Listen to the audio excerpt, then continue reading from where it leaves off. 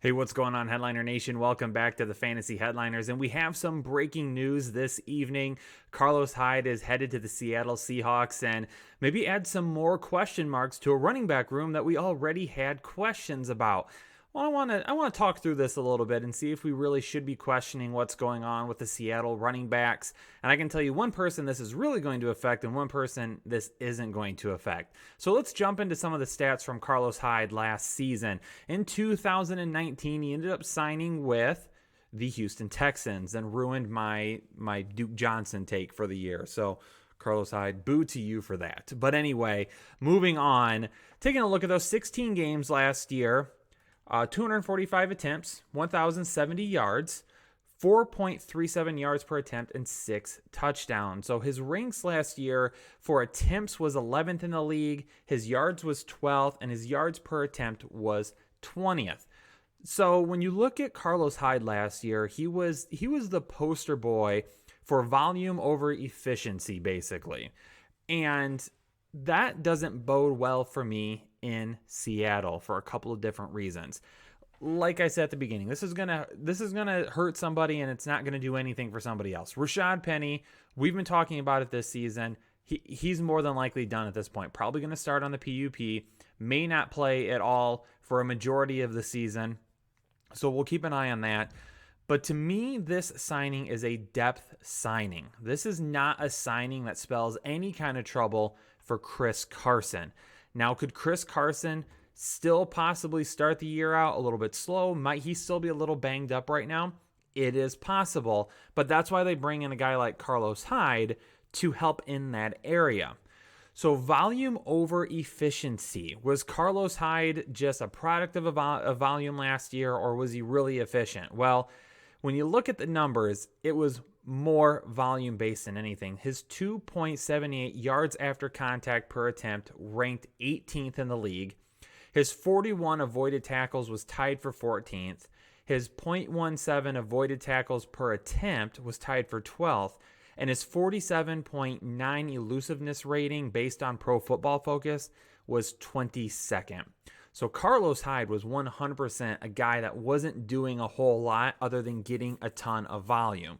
The more volume he got, the better he played. That's all there was to it. But he had to have the volume to be good for you. There was so many other backs in the league that were more efficient with their touches than what Carlos Hyde was.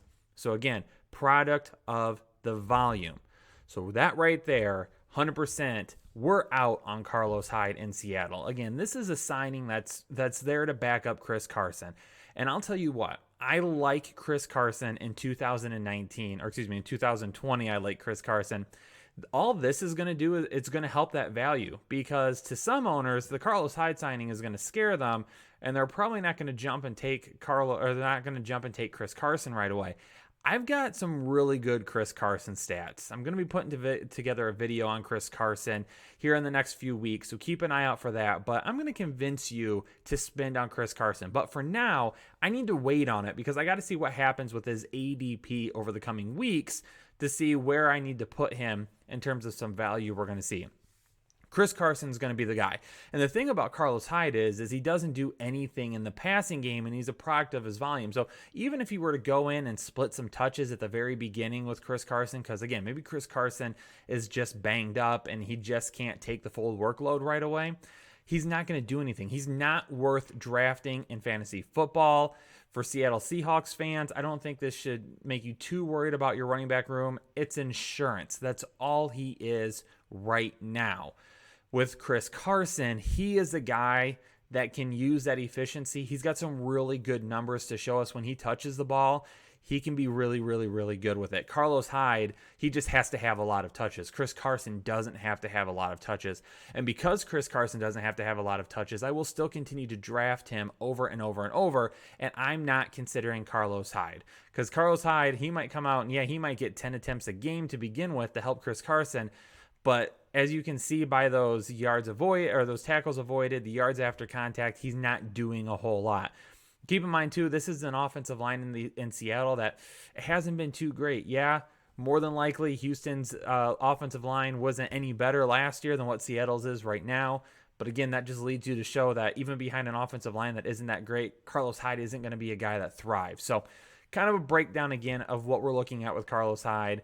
We're not worried about Chris Carson. We are still going to draft Chris Carson, but we're going to hopefully over the next few weeks see his ADP start to drop a little bit. And if that happens, that means we can just get a better deal later on. And I'm going to drop a video here in the next few weeks about why you should be drafting Chris Carson here in 2020. With Carlos Hyde, we are out on Carlos Hyde. Do not consider him. Take him off your draft board.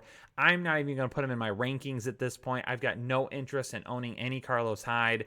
And then for not Chris Carson, excuse me. And then for Rashad Penny is basically done at this point for, again, majority of the year. We're not considering him. If you're like a dynasty owner, yeah, maybe go out and buy Rashad Penny super, super cheap. Travis Homer is another guy to keep an eye on, though. He's the guy that could really help out in the passing game. Carlos Hyde isn't going to help in the passing game at all. So Travis Homer might be that guy at the beginning of the season too that sees a few extra snaps here and there. So as we get closer to the season, we'll be able to see how that plays out a little bit. But right now, don't panic. Chris Carson owners or people who wanted to draft Chris Carson, don't worry about it. Carlos Hyde isn't going to be much at all this season. Again, for him to give you any kind of fantasy value, he would basically need Chris Carson to also not be healthy to start the year. And he's going to be a guy that's going to need to get 18 to 20 attempts per game. Headliner Nation, thanks so much for tuning in to this quick hitting episode to tell you why you need to be out on Carlos Hyde. And again, I'll tell you later on why you still need to be in on Chris Carson. But hit that like button. Make sure you subscribe to the channel. Drop a comment below on how you feel about this signing. Do you think it's just to help out? Do you think Carlos Hyde actually does something this year? Are you going to try and draft him? Let us know down in the comments below. And as always, don't forget to pre-order our fantasy football draft guide at thefantasyheadliners.com. Headliner Nation, have a great weekend. I'll catch you later.